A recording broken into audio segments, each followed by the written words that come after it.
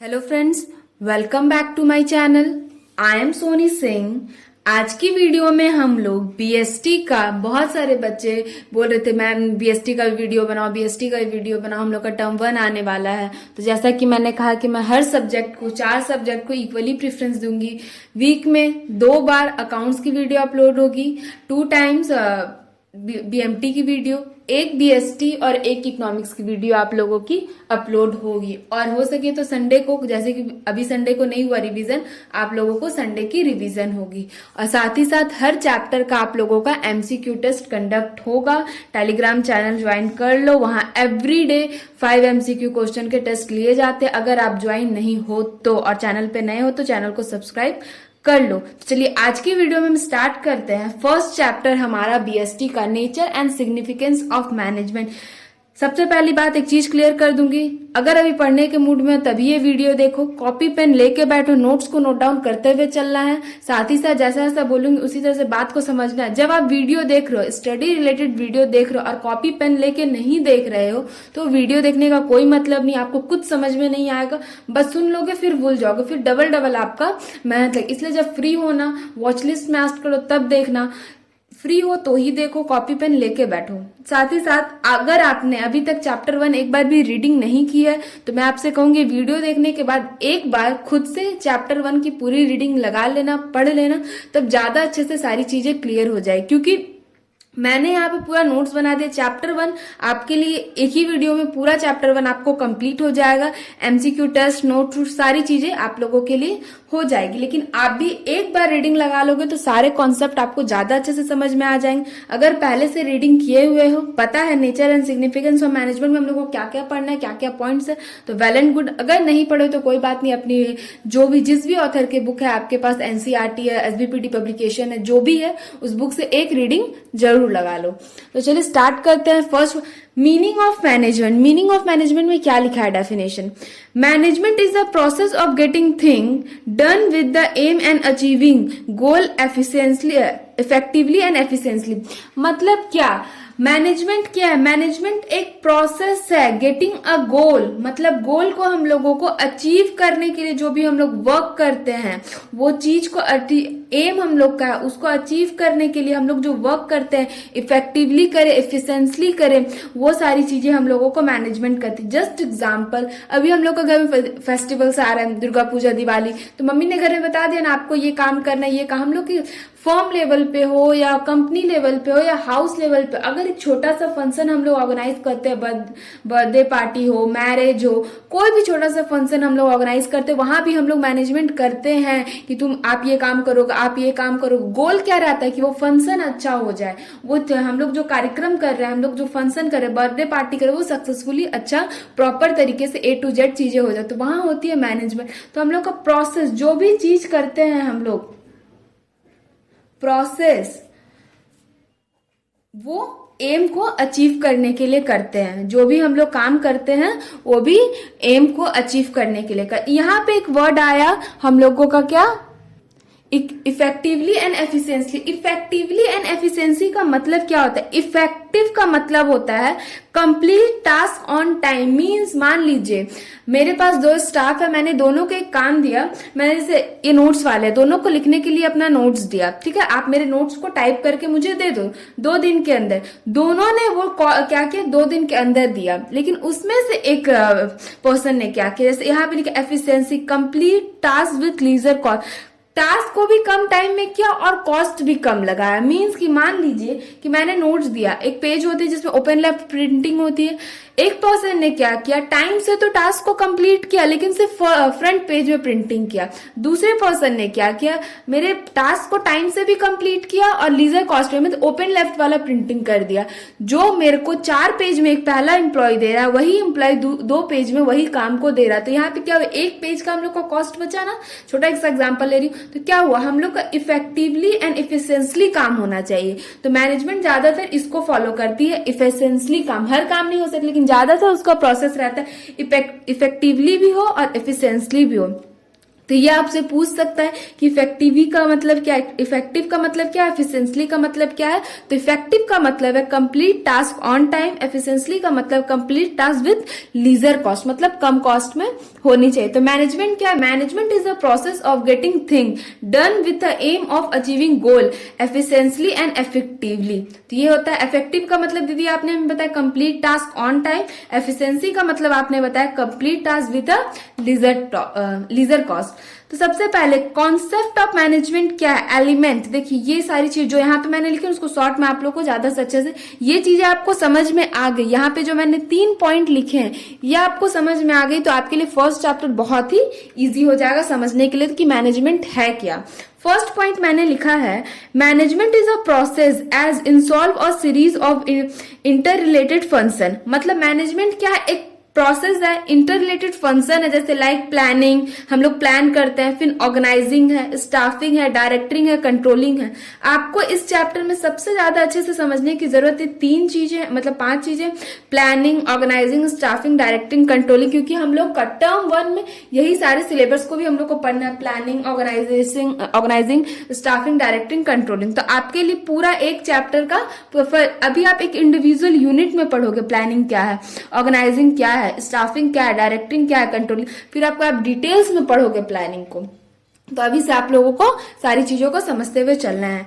Management require effective performance with achieving goal. क्या चाहिए, effective performance चाहिए, ऑन टाइम वर्क चाहिए गोल को हम लोगों को अचीव करने के लिए। वहीं दूसरा management also require efficiency performance with achieving goal in minimum cost. हम लोग को काम तो टाइम पे चाहिए ही बट मिनिमम कॉस्ट पे चाहिए। कौन नहीं पैसा बचाना चाहता है, क्या फर्म नहीं चाहती कि वो अपना पैसा को सेव करे, तो फर्म भी चाहेगी, कोई भी डिपार्टमेंट चाहेगा। तो क्या हम लोग को काम को टाइम पे करना है, साथ ही साथ क्या करना है, मिनिमम कॉस्ट पे करना है। अभी तक हम लोगों ने क्या सीखा, मीनिंग ऑफ मैनेजमेंट, फिर इफेक्टिव का मतलब और एफिशिएंसी का मतलब। अब चलते कैरेक्टरिस्टिक्स ऑफ मैनेजमेंट। कैरेक्टरिस्टिक्स बोलिए या फीचर्स बोलिए, सेम थिंग है, कोई डिफरेंस नहीं है।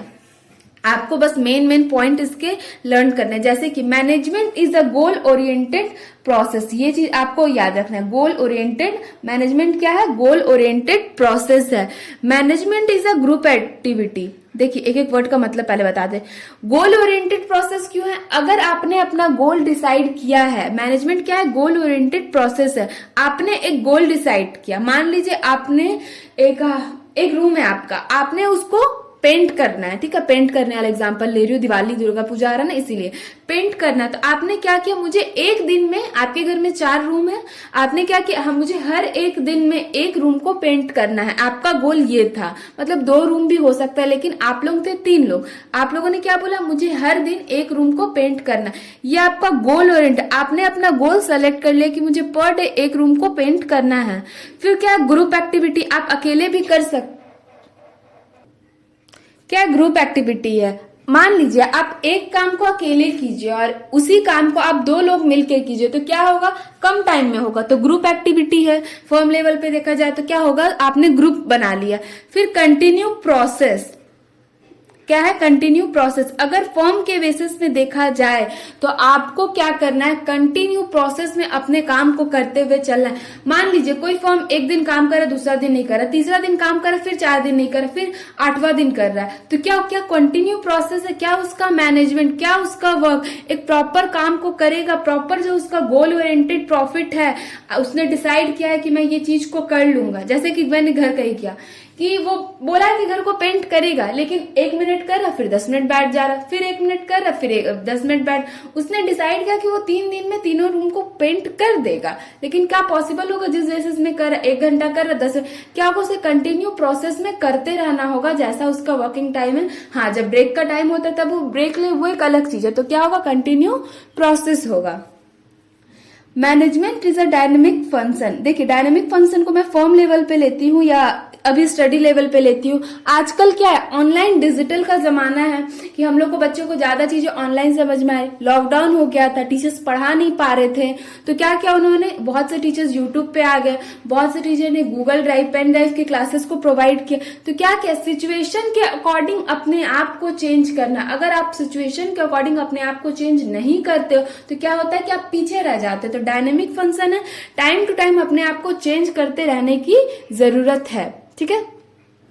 क्या है, management is a passive nature. Passive nature मतलब क्या, कि हर लेवल पे जरूरत है, या वो छोटा सा एक राशन किराने का दुकान हो जहाँ पे दो भाई मिलके चला रहे हो, जहाँ या एक फर्म हो चाहे कंपनी हो, हर जगह स्मॉल या बिग लेवल पे हर जगह पे मैनेजमेंट की इक्वली इंपॉर्टेंस है, हर जगह मैनेजमेंट की जरूरत होती है।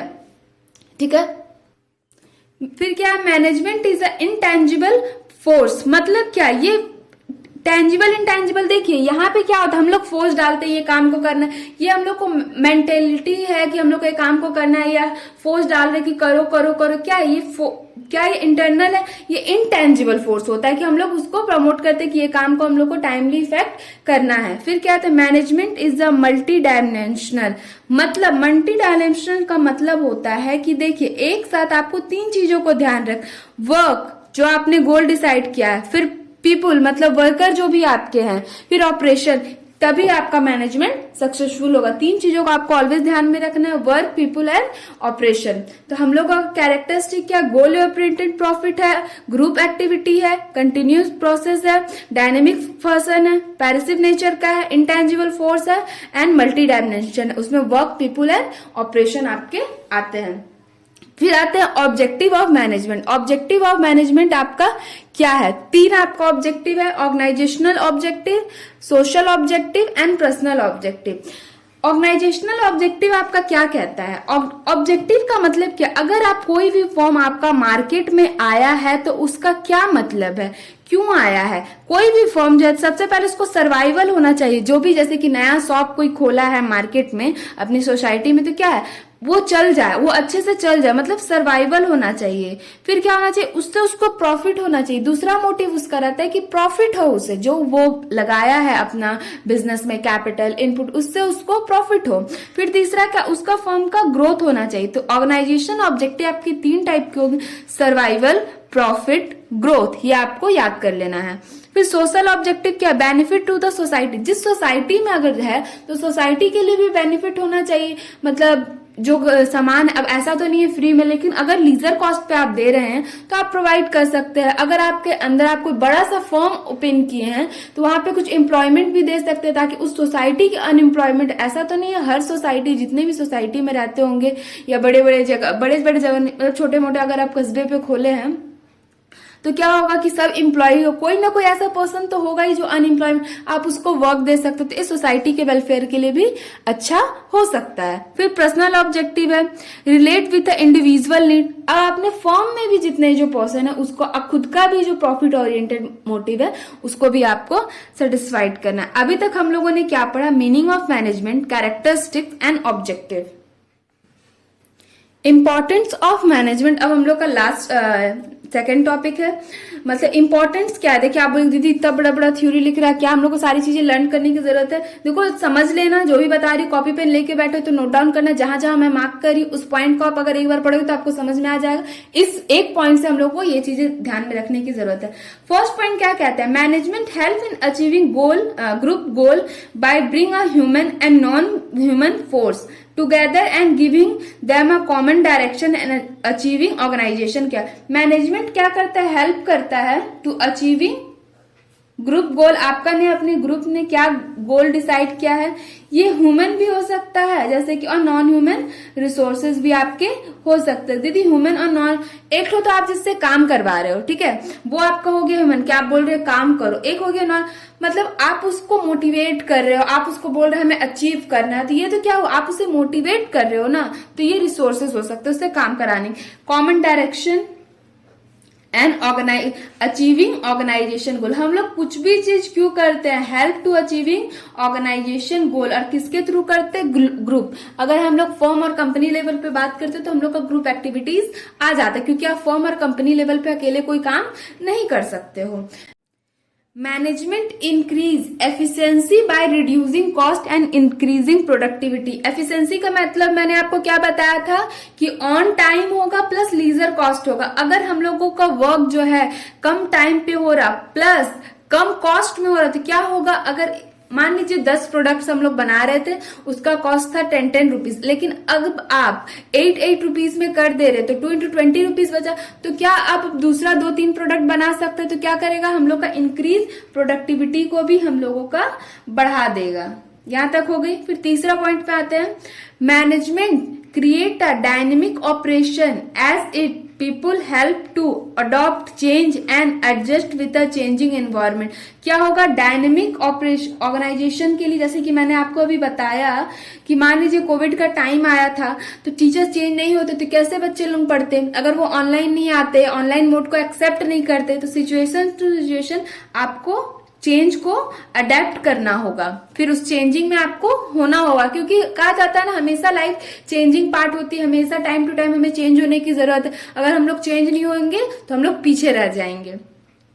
फिर चौथा पॉइंट हम लोग का आता है, management help in development of society by giving due importance and social obligation and providing good quality product. मतलब मैनेजमेंट हेल्प करता है डेवलपमेंट ऑफ सोसाइटी के लिए to giving a importance and social obligation. आप जिस सोसाइटी में रह रहे हो, अगर आप वहां पे अच्छे से काम नहीं करते हो, अगर सोशल वेलफेयर का ध्यान नहीं रखते हो, तो फिर आपको क्यों रखे, सब बोलेगा नहीं चलो चलो जाए यहाँ से, तो वो चीज होती है। तो हम लोग को क्या करना, गुड क्वालिटी के प्रोडक्ट को प्रोवाइड करना है। फिर management help to achieving a personal objective. हर किसी इंसान, देखिए बहुत सारे इंसान वर्कोहॉलिक रहते हैं, हमेशा उनका मोटिव रहता है काम करना, अच्छे से काम करना, समाज को, सोसाइटी को, हमारे देश को हमेशा आगे बढ़ाना। तो उनका एक मोटिव रहता है, उनका पर्सनली ऑब्जेक्टिव रहता है कि वो हमेशा ग्रोथ पे, तो हमेशा क्या करता है, पर्सनल अचीविंग ऑब्जेक्टिव को सेटिस्फाइड करता है। अब आते हैं नेचर ऑफ मैनेजमेंट में। वीडियो थोड़ी लंबी हो रही है, इरिटेट होने की कोई बात नहीं है। एक वीडियो में आपका चैप्टर अगर कंप्लीट हो रहा है तो वीडियो एटलीस्ट तो 30 मिनट्स की आपकी होगी ही। तो अभी इसलिए ज्यादा इरिटेट, अभी 10 से 15 मिनट हो गया, मुझे पता है बहुत से बच्चे बोल रहे होंगे कि दीदी अब बहुत ज्यादा लंबा हो रहा, और 10 मिनट लगेगा आप लोगों का चैप्टर 1 टोटली कंप्लीट हो जाए। एक वीडियो में अगर आप एक चैप्टर कंप्लीट करना चाहते हो पूरे अच्छे से, तो आपको 30 मिनट्स तो देने ही पड़ेंगे।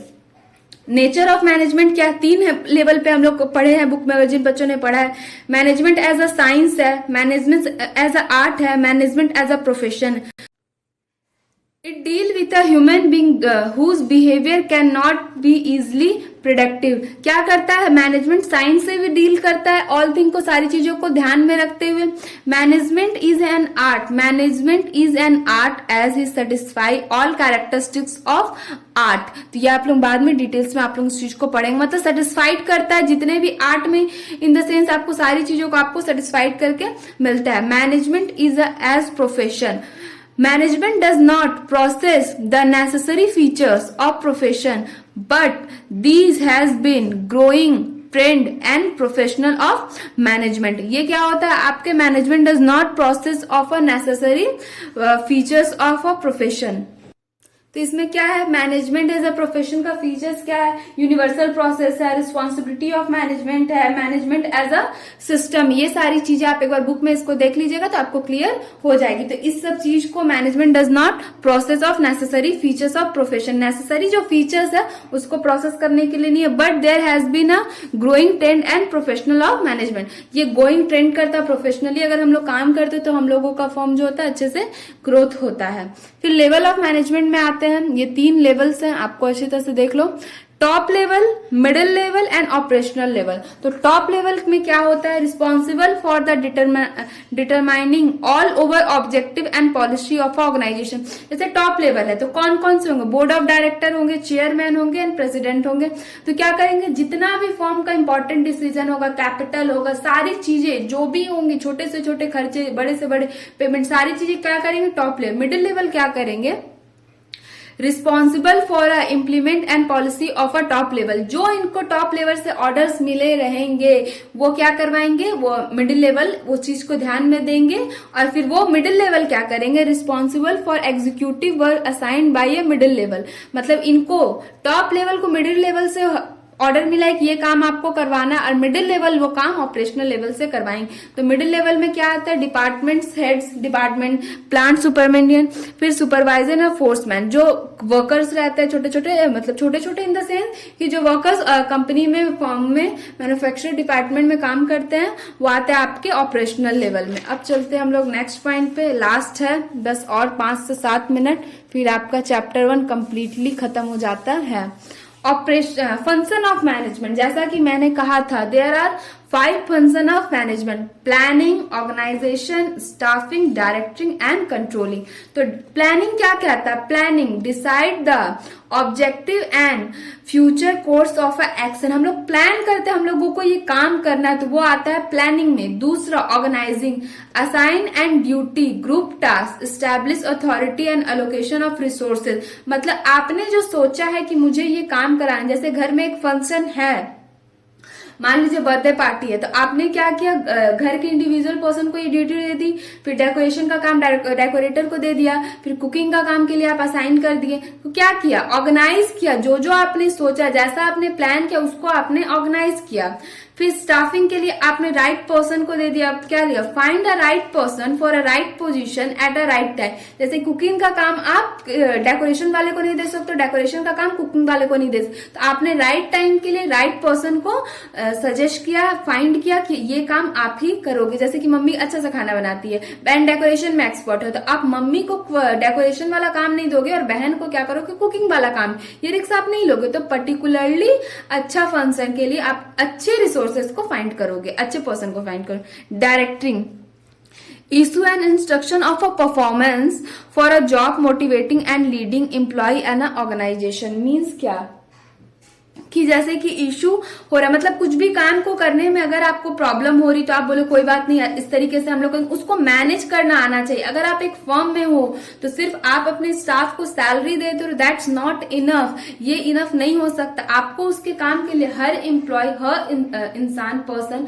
परफेक्ट नहीं हो सकता, हर इंसान को हर तरीके से काम नहीं आ सकता। हो सकता है कि वो बोलता है कि अपने आप में वो परफेक्ट है, उसको ये काम बहुत अच्छे से आता है, जैसे कि रहते हैं कि किसी किसी कोर्स में, किसी किसी वर्क में कोई कोई स्पेशलिस्ट रहते हैं, अगर वो कर भी रहे, उनसे कुछ गलती हो जाए तो आपको उन्हें मोटिवेट करने की जरूरत है कि नहीं भैया ठीक से कीजिए, नहीं सर आपसे ऐसे हो सकता, तो उन्हें समझाने, मोटिवेशन भी एक जरूरी होता है एक ऑर्गेनाइजेशन के लिए। आपको अपने स्टाफ को ऑलवेज मोटिवेट करते हुए चलना है। Controlling, aim to ensure whether everything is done as per plan. आपको ये इंश्योर करना है कि जैसा आपने सोचा था, जैसा आपने प्लान किया था, वो डन हुआ कि नहीं हुआ एज पर द प्लान। जैसे आपने कहा था कि शाम के 7 बजे तक सारी चीजें, कुकिंग, डेकोरेशन, सारी चीजें हम लोग अरेंज, क्या वो प्रॉपर तरीके से हो जाए, इस तरीके से आपको ध्यान देने की जरूरत है। अभी तक हम लोगों ने मीनिंग, कैरेक्टरिस्टिक्स, टॉप लेवल, कौन कौन से लेवल ऑफ मैनेजमेंट है, फंक्शन है, इंपॉर्टेंस ऑफ मैनेजमेंट हम लोगों ने कर लिया। अब हम लोग का चैप्टर 1 का पार्ट 2 पे शिफ्ट होता है, जैसे कि कोऑर्डिनेशन। कोऑर्डिनेशन हम लोग का है, फिर इसके बाद आपका चैप्टर 1 टोटली फिनिश हो जाएगा। कोऑर्डिनेशन मीन्स क्या, आप जब कोऑर्डिनेशन वर्ड सुनते हैं आपके माइंड में क्या वर्ड आ रहा है, कोऑर्डिनेट करना, अपने ग्रुप्स में, अपने डिपार्टमेंट्स में या अपने घर में कोऑर्डिनेट कर रहे हैं आप आपस में, उसे बोलते हैं coordination. It is a process by which is a manager simplify the activities of different department toward the achievement of a common goal. It is the insert the management as the need in all management function and all level of management। मतलब कि जैसे top level है, middle level है and operational level है। Top level ने middle level को कहा top level, middle and operational level, ठीक है, शॉर्ट में लिख दिया। तो आपने क्या कहा, टॉप लेवल ने जो कोऑर्डिनेट किया कि ये काम आपको करवाना है मिडिल लेवल से, तो ये बोला कि बोले डन है सर, हो जाएगा। ये क्या करेंगे, आपस में कोऑर्डिनेट करेंगे कि ऊपर से ऑर्डर आया है बॉस का, हम लोगों को ये काम को करना है, तो उसी तरीके से आपस में कोऑर्डिनेट करते हुए हम लोगों को चलना होता है, वो होता है कोऑर्डिनेशन। आपसे पूछा जाएगा एग्जाम में, कुछ डिफ्रेंशिएट कर देंगे, ऑब्जेक्टिव सॉल्व करोगे तो ज्यादा चीजें क्लियर होगी। एटलीस्ट चैप्टर 1 का हम लोगों को 40 to 50 ऑब्जेक्टिव सॉल्व करना है, मेरे पास है। पर डे मैं आप लोगों को 10 क्वेश्चन दूंगी। टेलीग्राम चैनल ज्वाइन कर लो, वहां पे रोज आपको इकोनॉमिक्स की हर सब्जेक्ट की एटलीस्ट 10 क्वेश्चन मिक्सअप मैच रहती है, जो मैं पढ़ा चुकी हूँ उससे रिलेटेड आप लोगों को ऑब्जेक्टिव मिलती है, तो सॉल्व करते हुए हम लोगों को चलना है। कोऑर्डिनेशन इंटीग्रेट ग्रुप एफर्ट, मतलब क्या होता है? कोऑर्डिनेशन को हम लोग कहते हैं ग्रुप एफर्ट में हम लोग ध्यान देते हैं। ये थोड़ा आवाज फिर से आना, इसको थोड़ा सा इग्नोर कीजिएगा, ठीक है। Coordination is the continue process. देखिए जो मैनेजमेंट का था वही सेम थिंग है, हम लोग को कोऑर्डिनेट भी हमेशा कंटिन्यू प्रोसेस में करते चलना है, शायद टॉप लेवल से मिडिल लेवल से ऑपरेशनल लेवल, ताकि हम लोग अपना काम को करते हुए अच्छी तरीके से चले। सेम ही ऑब्जेक्टिव है। फीचर्स भी आप characteristics, features, coordination and management का आपका ऑलमोस्ट 80% सेम है। ये क्या है फिर? पैसिव फंक्शन में होता है। हमें पैसिव फंक्शन का मतलब मैंने आपको क्या बताया था? टाइम टू टाइम आपको चेंज करना है जैसा जिस लेवल में जरूरत है। फिर एक्शन पे डिपेंड करना है। Coordination ensure utility of action as it action of binding force and aim ensure that all effort and force toward achieving organisation goal. Main इसका फोकस क्या है? ऑर्गेनाइजेशन गोल को अडेप्ट करना, मतलब अचीव करना। Coordination is a desirable function आपका हो जाता है, ठीक है। यहां तक हो गई। फिर आते हैं लास्ट, बस 1-2 पॉइंट है। Coordination is the responsibility of all level of management, मतलब कोऑर्डिनेशन क्या है? Responsibility her level of management के लिए, चाहे वो टॉप हो, मिडिल हो एंड ऑपरेशनल लेवल हो, हर लेवल के लिए कोऑर्डिनेशन उतना ही इंपॉर्टेंट है। फिर इंपॉर्टेंस ऑफ कोऑर्डिनेशन आपका 3 है। क्यों कर रहे? ग्रोथ साइज को बढ़ाने के लिए, मतलब अपना फर्म को ग्रोथ में बढ़ाने के लिए, फंक्शनल डिफरेंशिएशन को देखने के लिए कि क्या आ रहा है। फिर स्पेशलाइजेशन, कुछ काम में अगर आप देख रहे हैं कि आपके फर्म मान लीजिए कि किसी को टाइपिंग अच्छा आता है, कोई अच्छा से काम कर रहा है, कोई मैन्युफैक्चरिंग डिपार्टमेंट अच्छा से देख रहा है, और कोई वहां पे ऐसा है जो अच्छे तरीके से अकाउंटिंग नहीं, आप देखेंगे ना, इसके लिए एक स्पेशलाइजेशन रखने की जरूरत है, आप वो चीज करेंगे। तो हम लोग सारी चीज इंपॉर्टेंट से ही हम लोग जब कोऑर्डिनेट करते हैं तो हम लोग को पता चलता है हर डिपार्टमेंट से कि क्या क्या कमी आ रही है, क्या क्या सारी चीजें, तो हम लोग वो सब चीजों को इम्प्रूव करने की कोशिश करते हैं, इम्प्रूवमेंट करते हैं। क्योंकि हम लोग का क्या मैनेजमेंट पैसिव नेचर का है, हमेशा टाइम टू टाइम हर चीज को चेंज करके अडेप्ट करते हुए चलने की हम लोगों को जरूरत होती है। फिर आते हैं एसेंस क्या है? वही main, planning, organising, staffing, directing, controlling. Planning क्या करता है? Coordinate between organisational plan and department plan. दोनों प्लान के बीच में ऑर्गेनाइजेशनल ने मतलब टॉप लेवल ने क्या प्लान किया है मिडिल डिपार्टमेंट प्लान से, मतलब मिडिल डिपार्टमेंट में जितने उनसे कोऑर्डिनेट करते हैं कि हम लोग का ये प्लान है, आपको इस तरीके से करना है, क्या चीजें हो सकती है। Organisation require between authority, responsibility and accountability, मतलब अथॉरिटी रिस्पॉन्सिबल होने चाहिए, जैसे आप ऑर्गेनाइज करूं उस तरीके से आपको चलने की जरूरत है। Staffing to achieve balance between job requirement and quantity and present, मतलब स्टाफिंग को भी आप लोगों को जॉब हर चीज की रिक्वायरमेंट को ध्यान देना। आप देख रहे हो एक काम को करने में एक दिन में 10 वर्कर की जरूरत है, अगर आपके फर्म में 6 वर्कर हैं तो आपको 4 वर्कर लाने की जरूरत है, तो मतलब उस सब सारी चीजों को आपको ध्यान देने की जरूरत है। फिर directing require between supervisor and motivation and leadership, आपको डायरेक्ट करना है, लीडरशिप होना चाहिए, आप आगे पढ़ोगे, मोटिवेट करना है आपको, सारी चीजों को, इस सब चीजों को ध्यान में रखने की जरूरत है। Controlling ensure that actual result confirm to expected, आपको इंश्योर करना है कि आपने सोचा था कि आप इस मंथ में 100 लेवल ऑफ प्रोडक्शन करो, मतलब 100 प्रोडक्ट बनाओगे, मिनिमम ले रही हूँ 100 प्रोडक्ट किया आपने इस मंथ में 100 प्रोडक्ट बनाया है, वो सारी चीजों को आपको एक्चुअल जैसा आपने सोचा था क्या आपके एक्सेप्टेशन से मैच किया, आपने एक्सेप्ट किया तो एग्जाम में 90% आएंगे, तो क्या आए, अगर आए तो कैसे, अगर नहीं आए तो क्यों नहीं आए, क्या आपने वैसी प्लानिंग की थी, ये सब सारी चीजों को हम लोगों को ध्यान में रखने की जरूरत है। Need at all level of management, सारे लेवल को जरूरत होती है, top, middle and lower. I hope आप लोग का चैप्टर 1 अच्छी तरह से क्लियर हो गया होगा। अगर कोई डाउट्स आती है तो कमेंट सेक्शन में कमेंट कर सकते हो, जब चैप्टर 1 का रिवीजन होगा उसमें ये सारी डाउट्स आप लोगों के कलेक्ट कर लिए जाएंगे।